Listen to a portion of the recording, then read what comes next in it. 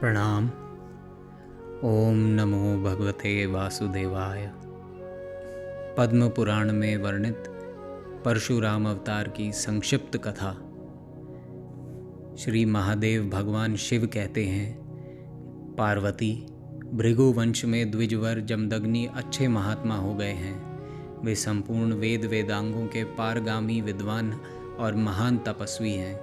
धर्मात्मा जमदग्नि ने इंद्र को प्रसन्न करने के लिए गंगा के किनारे 1000 वर्षों तक भारी तपस्या की। इससे प्रसन्न होकर देवराज इंद्र ने कहा, विप्रवर, तुम्हारे मन में जैसी इच्छा हो उसके अनुसार वर मांगो।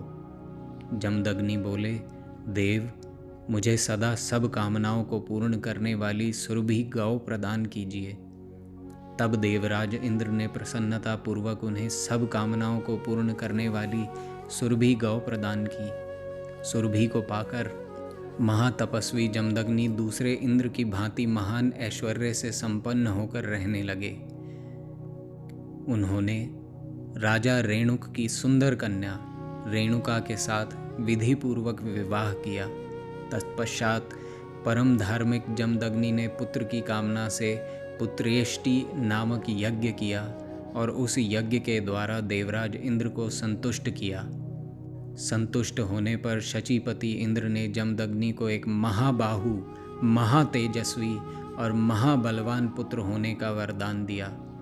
समय आने पर विप्रवर जमदग्नि ने रेणुका के गर्भ से एक महापराक्रमी और बलवान पुत्र उत्पन्न किया, जो भगवान विष्णु के अंश से प्रकट हुआ था। उसमें सब प्रकार के शुभ लक्षण मौजूद थे। पितामह भृगु ने आकर उस महापराक्रमी पुत्र का नाम संस्कार किया और बड़ी प्रसन्नता के साथ उसका नाम राम रखा। भार्गव वंशी बालक राम धीरे धीरे बड़े हुए। उपनयन संस्कार के पश्चात उन्होंने सब विद्याओं में प्रवीणता प्राप्त कर ली। तदनंतर विप्रवर राम शालग्राम पर्वत के शिखर पर तपस्या करने के लिए गए। वहाँ उन्होंने परम तेजस्वी ब्रह्मर्षि कश्यप जी का दर्शन हुआ। राम ने बड़े हर्ष के साथ उनका पूजन किया। तब उन्होंने राम को विधि पूर्वक अविनाशी वैष्णव मंत्र का उपदेश दिया। महात्मा कश्यप से मंत्र का उपदेश पाकर राम विधि पूर्वक लक्ष्मीपति श्री विष्णु की आराधना करने लगे।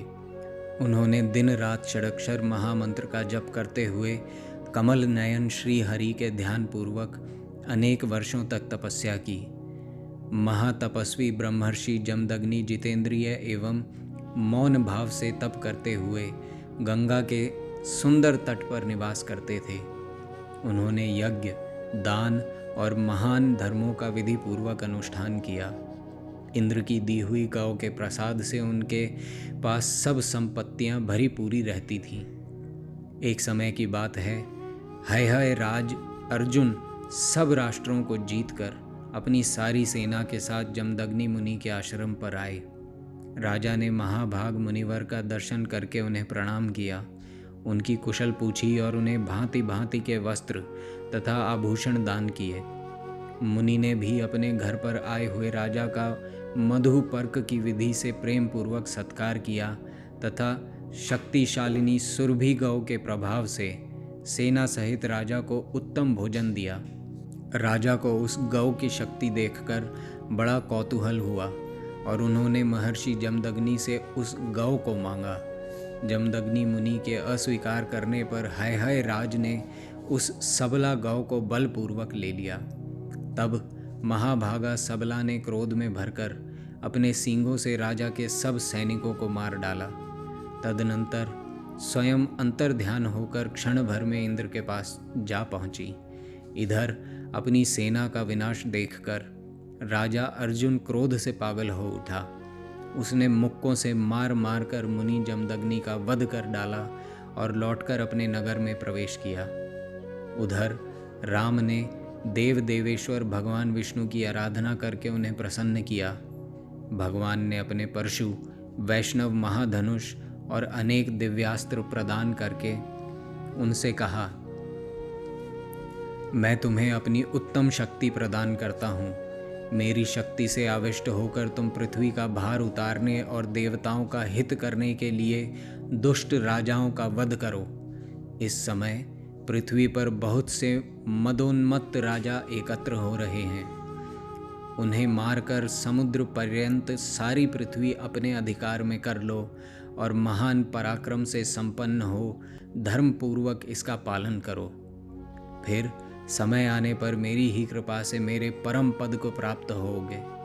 भगवान विष्णु के अंतर ध्यान होने पर राम भी तुरंत अपने पिता के आश्रम को लौट गए।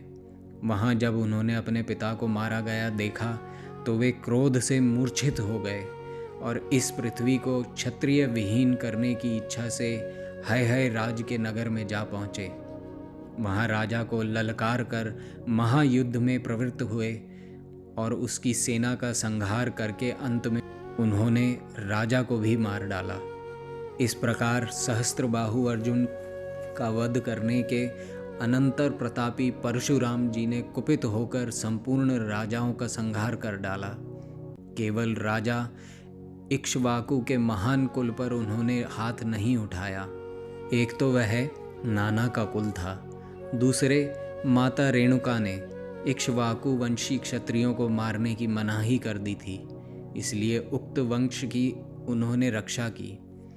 इस प्रकार क्षत्रियों का संहार करने के पश्चात प्रतापी परशुराम जी ने अश्वमेध नामक महायज्ञ का विधिवत अनुष्ठान किया और उसमें श्रेष्ठ ब्राह्मणों को 7 द्वीपों सहित पृथ्वी प्रदान कर दी। तदनंतर वे भगवान नर नारायण के आश्रम में तपस्या करने के लिए चले गए। पार्वती, यह मैंने तुमसे परशुराम जी के चरित्र का वर्णन किया है। वे भगवान विष्णु की शक्ति के आवेशावतार थे, इसलिए शक्ति के आवेश से उन्होंने जो कुछ भी किया उसकी उपासना नहीं करनी चाहिए। भगवत भक्त महात्माओं तथा श्रेष्ठ ब्राह्मणों के लिए भगवान श्री राम तथा भगवान श्री कृष्ण के अवतार ही उपासना करने योग्य हैं, क्योंकि वे अपने ईश्वरीय गुणों से परिपूर्ण हैं और उपासना करने पर मनुष्यों को मोक्ष प्रदान करते हैं। परशुराम अवतार की कथा संपूर्ण। ओम नमो भगवते वासुदेवाय।